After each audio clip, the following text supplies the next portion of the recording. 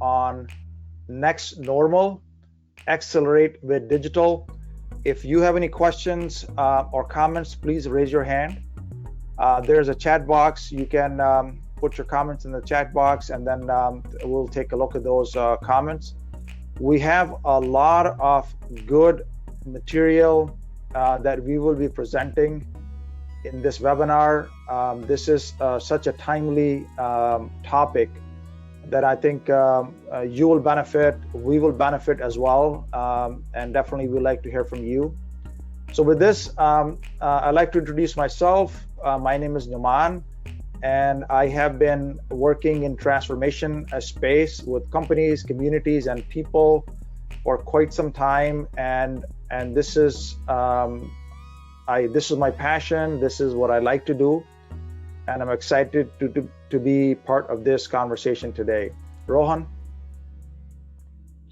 Thanks, Naman. Hello, everybody, and welcome to today's webinar on the next normal with digital transformation. It is an exciting journey for us to be here with you today to discuss the opportunities that stand before us in today's age of change. I represent Centra Hub as an Assistant Vice President and Global Head of the Centra CRM Software Solution Portfolio, and we form part of the Focused SoftNet group of technologists. And as an organization, we've been providing digital transformation solutions for the last 3 decades on a global scale, and down the road we'll be introducing, ourselves. So Focused SoftNet has been in the space of digital transformation for close to 3 decades, and as Centra Hub, we've been in the space of providing operations automation solutions for close to 2 out of those 3 decades. Across the solutions portfolio, we currently have close to 38,000 corporate customers worldwide, which on the Centra portfolio is in excess of 500, and we have close to 110,000 users using our solutions worldwide. We currently operate across a network of 18 countries globally, and that spans the globe from North America all the way down to Australia. Our solutions have been conferred with a plethora of awards globally, and we do provide solutions on-premise and on-cloud offerings with deeply verticalized solutions based on the industries that we cater to. So that's a brief glimpse of who we are and what we do. Naman, over to you. Okay, thank you very much. Just a quick overview of transformability. What we do is we are a transformation platform, and we focus on 3 areas: business excellence.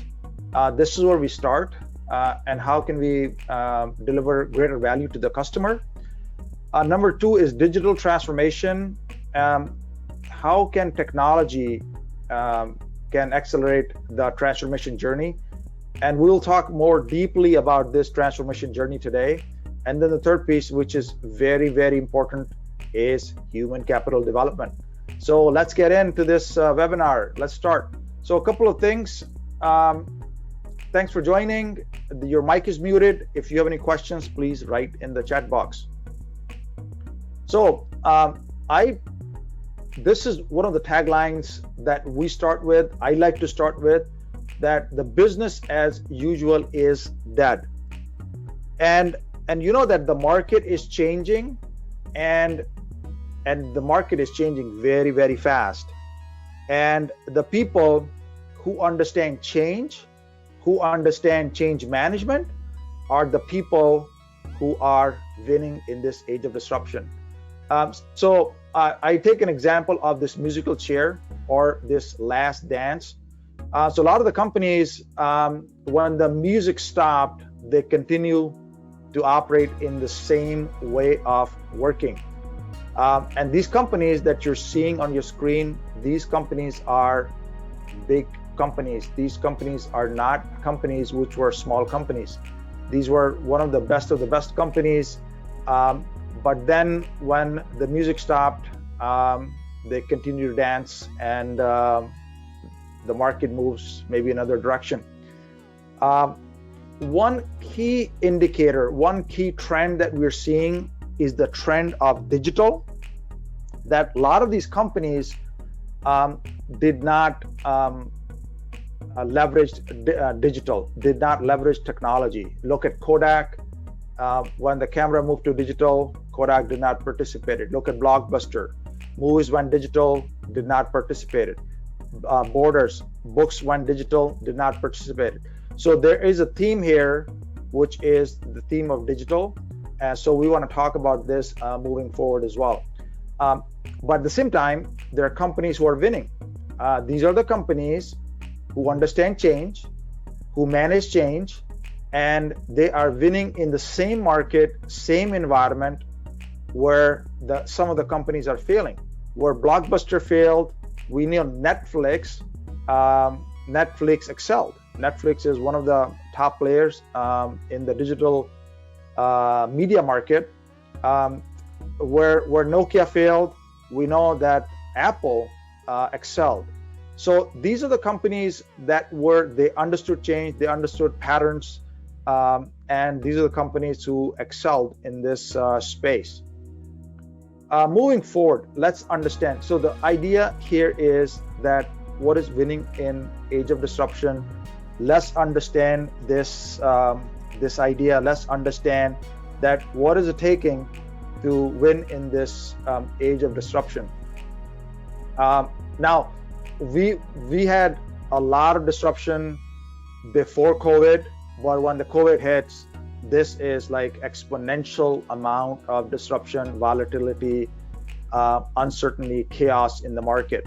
And some of the indicators you're seeing these indicators, and we know that jobless claims, the all-time high, S&P, one of the biggest drops in the history. Oil prices, actually last week, it was selling for like negative price. Like people, they're willing to give money to people to buy oil. So it's trading below $0 by one of the indicators that we were seeing. And the volatility, again, huge volatility in the market.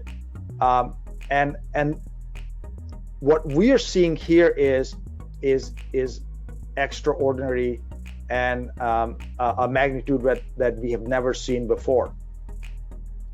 So with this crisis, and like any other crisis, any other disruption, we believe a new normal, a next normal is going to happen. And the next normal is very different than what we have right now. So there is a dramatic restructuring of economic and social order. The people behaviors have disrupted, the business models have disrupted, and so one side, there's a lot of bad news here, but at the same side, there is an opportunity, and our response is critical. Okay, and this is where we are talking that what is going to be our response. So this will define that how we're going to move forward and what will happen in the future. So post crisis scenarios, do we believe we will go back to the old way?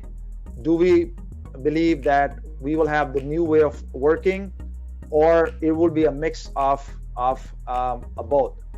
Let's take a quick survey and see if we can take a survey, and then let's see your answers. So if you can maybe take a look at the survey on your screens.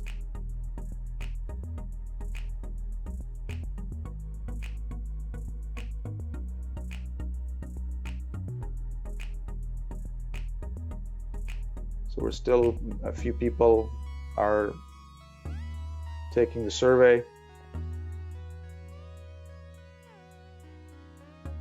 So this is very interesting. We've been asking this question to a lot of people, and over the last few weeks, the responses have been changing. So I'd like to understand from today's poll, what do we say? What do we see? So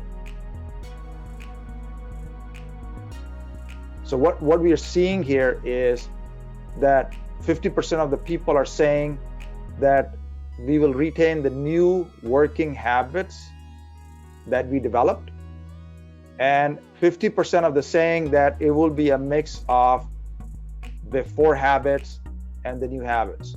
So and none of the people are saying that we will go back to the old way of working. So thank you for your participation in the survey. And this is what we've been seeing a lot, that we're going to a next normal, and digital is going to play a key role. Technology is going to play a key role in this next normal. So in this age of disruption, technology is the biggest story in business today. At the same time, mindset is the biggest tool in business today. So if we combine these two, one, we have to have these two, both of them, technology and mindset or people, to win in this market. And just my advice is plain and simple: leverage both. Leverage mindset, people, engage the organization, and look at technologies. Okay. So here's a statement that I like to make. I state here that digital was a priority. Digital is now mandatory. So it used to be, okay, it's a priority, it's one of the priorities that I have. We have to go digital, we have to do digital transformation. But in this market, digital is mandatory. So if you take a look at this, some of the numbers here, what we're seeing is that 66% of the leaders said they have plans for digital transformation, but only 11% of the leadership said that they're achieving transformation at scale. Another study from MIT, they find that the people who stayed the course, they completed disruption, they tend to enjoy margin improvement, profitability 16 percentage points higher than the industry average. So here's the number, here's the data. We believe, myself and Rohan, we've been talking a lot over the last few weeks since this thing started, and we believe that digital is now mandatory. Let's talk about where do we focus and how do we focus. We know that human behavior is disrupted. We know that the business models are disrupted, and there are new working habits are being formed, and every day we're learning the new way of working. But as we move forward, I like to talk about three distinct areas where we need to focus, where we must focus to get the best out of this situation. And obviously, in these three areas, we need to accelerate with digital. Number one is human experience. So we know that human experience are working with each other, understanding how we feel, how we work, how the customers feel, how the employees feels, the whole stakeholder, the whole ecosystem, that experience of the ecosystem, that is so critical for us to win in this age of disruption. And how do we do that? Number one, improving with this human experience. Number one is we need to harness the power of data. We need to get a deeper understanding of human experience using the power of data. Okay, number one. Some industries are ahead in this game. We know that media, retail, consumer industries are ahead in advertising, are ahead in this game. But some of the companies like operations, manufacturing, mining, a lot of the companies are behind. So we need to, number one, we need to harness the power of data, use operational analytics and things like that to improve. Number two, we need to design human experience outside in. And what I mean is we need to map the human journey, and we need to put the people at the heart of your next normal. We need to understand the pain points and drive and deliver solutions using digital for all stakeholders. Number three, with the human experience, we need to increase reach and engagement. And number four, with the human experience, we need to apply both physical and digital channels, okay, also known as omni channels. So if when you go to maybe a market, you can shop physically, but now you can also shop digitally, virtually. And so more and more companies, especially in operations, we need to bring this, the same type of strategy where people can work in companies, in offices, in factories, physically, but also digitally, virtually as well, remote. Number two, very important, operational excellence. A lot of the companies that we're seeing and we have seen in the past, who just take maybe, we're cutting people or cutting cost across the board without understanding the reasoning of that cost cutting, okay? Here we need to, operational excellence is a competitive advantage, okay? This can bring superior productivity, efficiency, and agility. So we need to tailor our operational excellence strategy, number one, with a structured problem-solving approach. So we need to have a structured problem-solving approach, a program in which we can cut, not only improve cost, quality, delivery, safety, and sustainability, but focusing on the value. We don't want to cut value, we want to cut waste. And this is the key difference in operational excellence. Number two, leverage digital and automation to accelerate operations transformation. Again, focusing on value proposition. Number three, invest in operations analytics. Understand the data and visualize the data and make decisions based on the data is very, very important in this market. It is a competitive advantage. Another key point is right skilling people. Now with the technology changing, our behaviors are changing, mindsets are changing. We need to have the right skilling of the people so that we can work in the new way of working in the next normal. And the last one is we need to engage, empower, and energize the organization to achieve our results. So very key area, very important area. I think this can become a competitive advantage for your companies. Number three is the business model reinvention. This market is driven by leadership. This market is driven by effectiveness. This market is driven by innovation.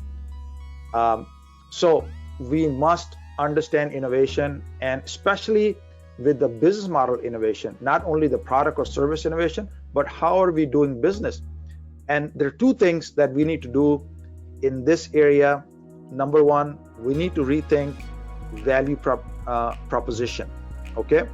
So I believe that this is a great time to reflect on core business and the value that we're bringing to the customers, okay? And based upon this knowledge, we need to innovate our business models, obviously with the people. So people, we need to innovate with leveraging our people, like I said before. And here we need to reinforce our presence in current markets, expand in new markets, combine product and services, repackaging our offers. But in all of these cases, we need to rethink value. And number two is we need to redesign, reconfigure value delivery. Very, very important from the business model reinvention. We have seen business cases where, okay, you have a value, but the value delivery is also very important. You look at the example of Tesla versus the traditional automakers. What Tesla did from the value delivery standpoint? Okay, they're going to deliver product directly to the customers, okay, without the dealerships. So the value delivery is very, very important, and we need to look at like platforms, subscription models, from B2B to B2C, and digital can help there. And this is the game is where digital is. So Rohan, would you like to add something to these topics? Certainly, I think we've hit upon some very important points today. And one of the things that I'd like to emphasize on this particular slide is that businesses, as we run them in our day-to-day operations, are driven by a lot of intelligence. And that intelligence is something that we as executives of our businesses, we as management of our businesses have developed over time. We have developed those policies over experience. And it is that experience, that human intelligence that gives us our competitive advantage. It brought us to the first phase of success in the business. Now, once you've started a company or you're part of a corporate ecosystem, that human experience brings you to the first plateau. So when you start out in the business journey, you start to kind of grow slowly. And then as you figure things out, your growth becomes exponential. And all of a sudden, you're seeing a rapid increase in revenue and a rapid increase in profitability for the same amount of effort and business operations that we've been executing. Now that after a certain phase starts to plateau, that starts to taper off, and then you're back to you're profitable, but you're not growing, you're not increasing your revenues, and that's the point or the ceiling of complexity where we need to reinvent what we're doing. The operational excellence that we discovered during the experience of running and growing our businesses now needs to grow to the next quantum leap, and that intervention comes with digital. The idea here is that when you've developed the policies of your business, you've developed the rules of your business, you've created the formula that works for you. Now, when you start to scale and grow in your business, you need more people to execute that scale. Now, when you have more people, you need more people to govern them. Again, we're getting into a reactive governance model where management is growing with the organic growth of the people in your company, and as a consequence, you're still dependent on human beings, you're dependent on human error, you're dependent on growing with a trusted team of people to take your company to the next normal, the next growth, the next exponential growth. And that's where digital can make a change. When you introduce technologies like ERP solutions, like business transformation solutions, automation solutions, and things like that, which is what we're going to talk about in just a few minutes, then those technologies can take the role of governance and they can take over the management process for you, making alerts and making noise to letting you as management know that these are critical action areas that you need to pay attention to. And that business model reinvention with technology is what can take your company to the next quantum leap. And we're seeing this now more than ever with the current scenario of COVID-19. Businesses are forced to reimagine how they operate. More than ever, people are working from home, people are being more productive, efficiencies have increased, and dependencies and tools and technologies has increased in these last couple of weeks, more so than ever before.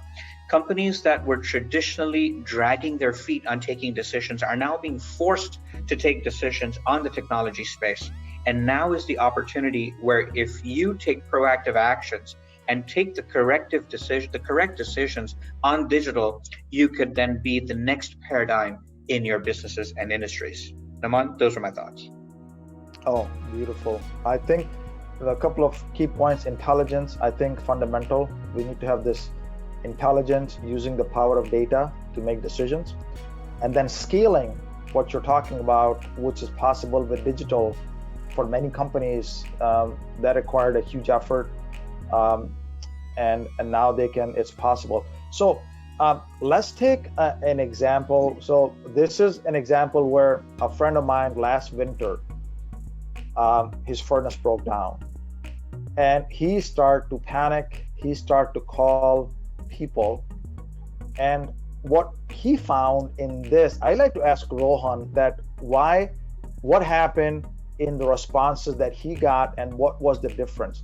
So let's take a look at this. He got two type of responses. Okay, number one, he found a response from a company A who came in with basically a notepad, and they have a very traditional approach to the business.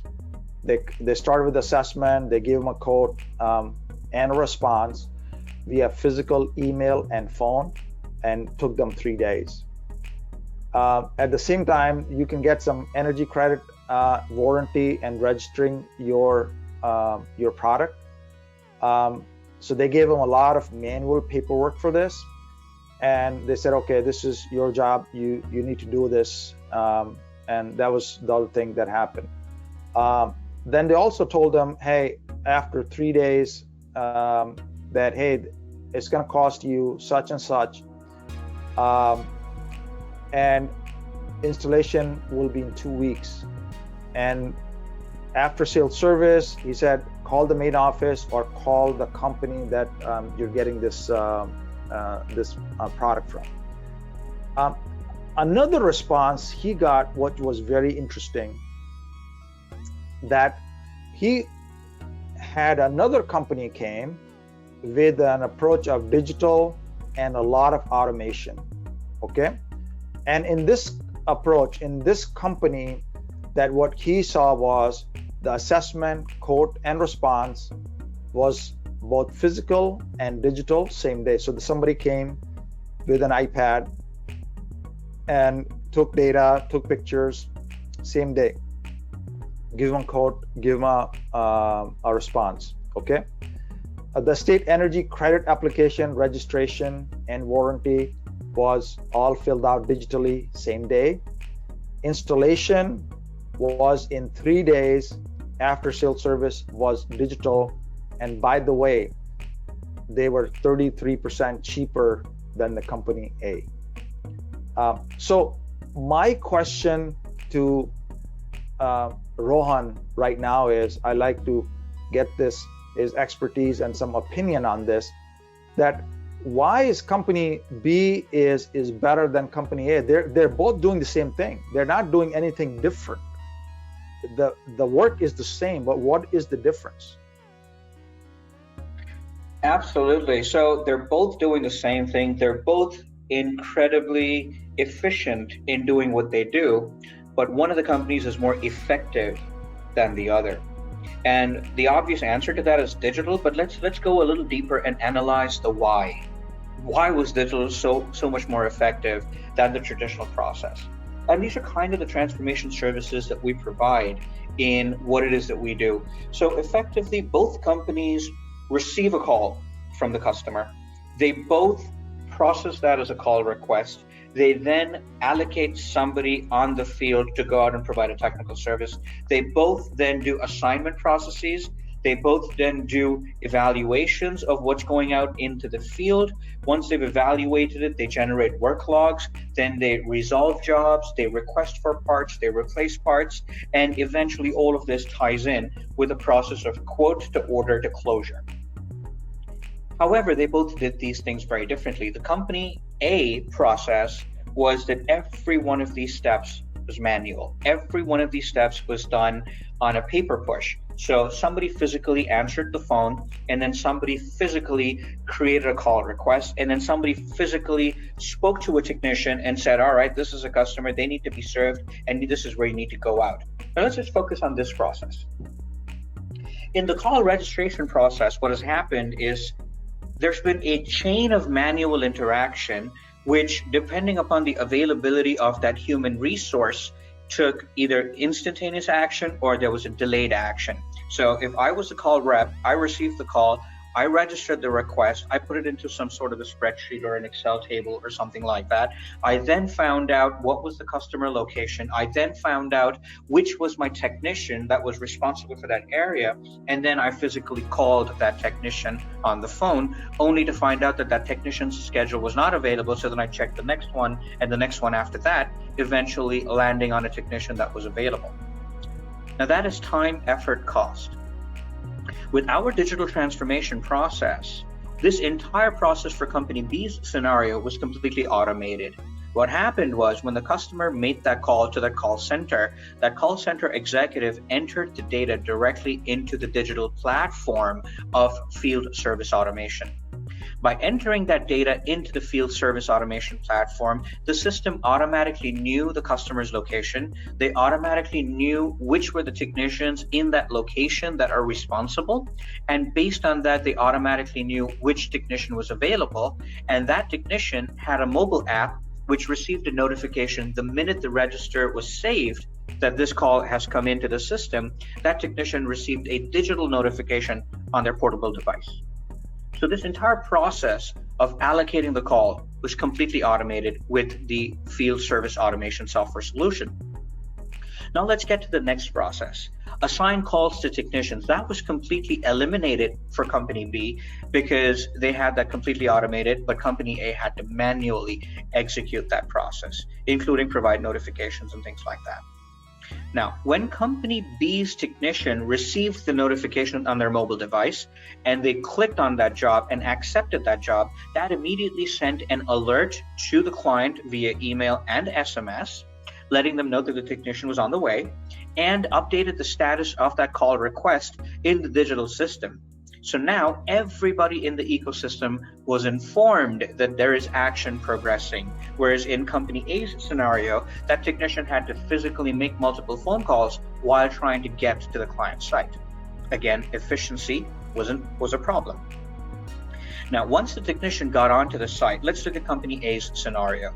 The technician is skilled and has the expertise to diagnose, troubleshoot, and then recommend a resolution to the faulty furnace. And the technician did that, but the data that was captured was on paper, so the technician had to physically go back to the office, cost out the part information, build a proposal, get approvals internally, and then send out that proposal to the client. In the Company B scenario, when the digital tablet was used to capture information about what were the parts that needed to be replaced, the system already knew the cost of those parts and the selling price of those parts, which means they were able to instantly generate a quote and email the quote to the client while the technician was at the client site itself. No time was lost. Now, as a consequence, if there were any discounts requested by the client, then that discount was also automated, because if the technician entered the discount data in the field, somebody at the head office immediately got a ticket and an alert on their device letting them know that a discount approval was requested. Again, the process of approval was instantaneous. So that entire process that took the Company A technician 3 days to execute, Company B's technician was able to do instantly on site. The tools that they used was a field service automation platform. Now, once that approval was processed, the customer could take a purchase order, could provide the purchase order to Technician B, letting them know that they could immediately get started. Now, I'll talk about the cost benefit in just a few minutes before we then complete this process. Now, when the technicians go away, there's a process of mobilization where the technician needs to mobilize, procure, and get parts moved and then replace those parts that they need to replace on the site. In the case of Company A, because their processes were traditional, they had to manually assess what parts to keep in stock, and more often than not, they wound up procuring parts on demand. As a consequence, they didn't know which parts were frequently breaking down, which parts to keep in stock for frequent and quick resolution for their customers. And because they didn't know that, they could not buy these parts in bulk, thereby increasing their cost of procurement of those parts. With Company B, given that they're entering all this data into a digital platform, they have aggregated information historically about which are the frequently failing parts, thereby having greater visibility of which parts to keep in stock, to reduce their service turnaround time. And at the same time, because they're purchasing these parts in bulk in advance, they're able to bring down their acquisition costs of these spare parts, thereby passing on the benefit of cost to their customers and at the same time increasing their own profitability. Now, with these two scenarios, because Company B had the parts in stock and Company A did not, Company B was able to turn around a resolution quicker than Company A. Now, when you're on the field and you're replacing these parts and you're providing the service, you're resolving the call. Now, when you're resolving the call, Company A's technician gets an approval from the client on paper that says, all right, here's the work that's done. Here's your invoice. Would you please go ahead and clear the payment? Now, that payment takes a while to realize. If the client was to pay online, do a wire transfer, paid through a check or whatever have you. So there's processes involved which would further delay the realization of payment.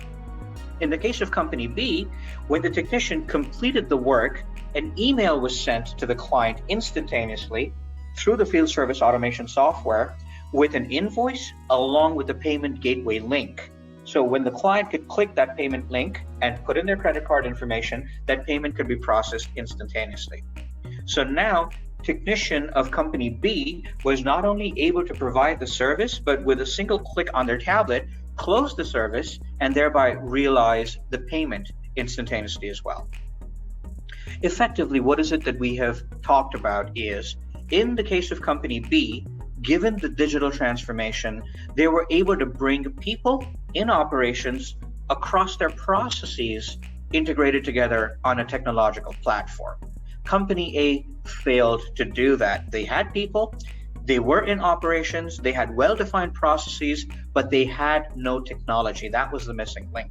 But in Company B's case, they were able to bring all of this together with technology, thereby resulting in a more efficient resolution, higher customer satisfaction, lower cost, higher profitability for themselves, and ultimately enhanced customer retention.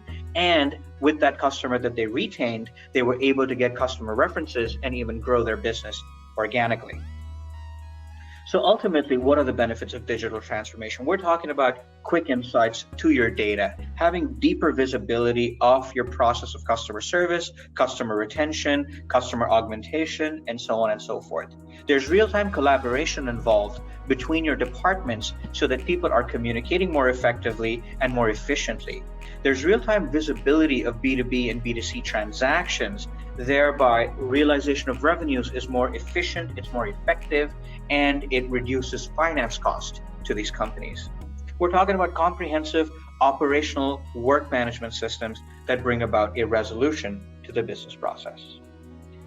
Now, effectively with field service automation platforms, the areas that are automated are not just the ones you see on your screen right now, which are a few, of course, with technicians, SLA management, task management, and so on and so forth, but effectively it is the entire business process which is automatically governed by technology, and it's only when things don't happen in a timely fashion that the software raises alerts to users, letting them know that they need to take critical action. And effectively, these are just some of the benefits to the digital transformation process. Now, obviously, today we've talked about one specific case study for a specific industry, but what is important to note is that these solutions are available across virtually any industry that has customers, that have products and or services that they sell to those customers, and they need to retain those customers, grow their customer base, and get references. So whether you're in the aviation business, trading business, manufacturing, government services, real estate, automotive, it doesn't really matter. Any business that provides services to customers or products to customers can be a beneficiary to the digital transformation journey. So with that, Numan, would you like to take us through the digital roadmap for the next steps? Sure. So I just want to touch base on this very, very quickly, and we'll probably save this for maybe another webinar. We'll start with the discovery phase, understand the capabilities, culture, competition, and opportunities, and we understand what is the current state of affairs and what is needed. The next step is alignment phase, where we aligned, we create vision, and we deliver our transformation blueprint. Now, these two steps are one of the most critical steps in the digital transformation journey, and a lot of the the program that fail right here in these two steps. And then we can pilot, start small, and scale. With this, I'd like to share my follow thoughts that time is of an essence, speed is of the essence, perfection will follow. So speed is mandatory. We need to move fast, and perfection will follow. We need to think with innovation, learn through iteration, stay agile, and stay resilient. With this, I'd like to maybe ask Rohan for maybe some last comments from his side, and maybe I can ask the audience for some questions that they may have. Please maybe write those questions in the chat box. So Rohan, what are your some of your closing comments, and what do you think? Thank you, Naman. So at this point, my thoughts are that now is the time for change. It is absolutely imperative that we adapt to the next normal, which is more and more on operations, automation, and digital transformation. Now, most of the companies have already embraced digital transformation eons ago when they adopted ERP systems or financial accounting systems. But often it is the operations end of the business which remains virtually untransformed. They remain traditionally governed. Now, that is a proactive governance model where management actively governs the business, which they spend about 80 to 85% of their operations bandwidth in managing and monitoring that the protocols and policies are followed. And it's only about 15 to 20% of their bandwidth that the management is able to invest in growing the business.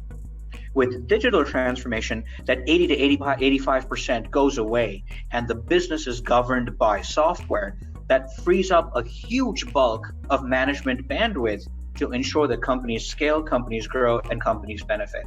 And with today's scenario of social distancing, operational challenges with social distancing, digital transformation is and will always be the only way forward.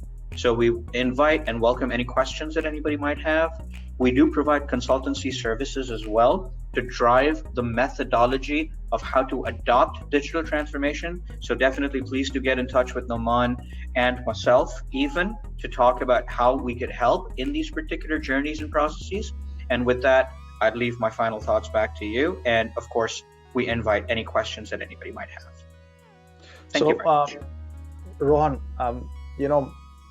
I think excellent feedback, excellent input into this digital transformation and the understanding of why the digital are doing work in digitally is winning, because we are trying to understand the low value work and the high value work for the company's core work and the non-core work, and this is where the companies can really make a big difference, and this is where they can do it.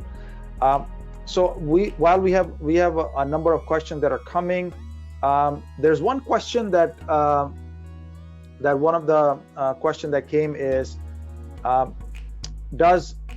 can we start with the digital journey now with what is going on and so much chaos right now? Is this a right time to start the digital journey? Rohan, what would be your answer to this? Well, I would say absolutely. Now is the best time to get into the digital journey, and the reason for that is that given the current scenario and the paradigms of business lockdown, companies, management, and decision makers are able to provide time in the decision-making process of adopting digital transformation solutions. On the other hand, the technologists, the providers of this digital transformation journey are already transformed, and they have all the tools available to provide this transformation journey through online tools such as the webinar that we're having today right now. So there's tools available with the technologists and the technology providers who can provide all kinds of input, all kinds of information, gather data from clients, evaluate the transformation journey, provide documentation and the roadmap, as well as the technology that goes with it, with implementation solutions and online training, so that you can go live virtually instantly. So now is absolutely a great time to take advantage of the business slowdown and lockdown and invest in your businesses. Great idea, Rohan. We appreciate all the questions. There are a number of questions still coming. I think you can still, you have our email, you can maybe write to us if you have some more questions. We're almost out of time here. Just a couple of last comments. We got some good feedback from the webinar. A number of people appreciated this information, and they asked the question that will they be able to get the copy of the presentation? The copy of the presentation is attached to the webinar, so you can get it. Otherwise, I think we'll see if we can maybe send it out when we send the summary notes. And we appreciate all the nice comments that they came. And stay safe, stay healthy, stay blessed. We wish you all the best. And please stay in touch if you have any questions or anything you need from the transformation standpoint. Feel free to contact us. Thank you. Rohan? Thank you very much indeed to all the attendees for your time and your attention. We really appreciate it. Naman, thank you very much for inviting me to be a part of this conference. It was indeed an honor and a pleasure to be here with you. And we look forward to everybody transforming their journeys going forward. Absolutely. Meanwhile, stay safe, stay healthy, and do take care of yourselves and one another. Thank you. Thank you very much. Bye for now.